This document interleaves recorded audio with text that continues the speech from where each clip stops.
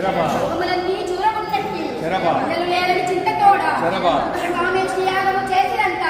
యజ్ఞ పురుషుడప్పుడు లోన చేరి పిల్లలగుదురు నీకు చింతవలదని దంపతులిద్దరు సంతసించగా మాంబ వెంటనే గర్భంపు దాల్చెను నవ మాసములు నవ దినములు నవ గడియలు నిండే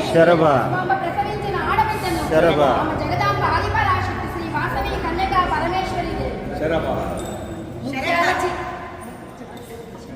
ముత్యాల చీరతో ముక్కరాటెక్కతో వీణల కస్తూరి రేఖతోడ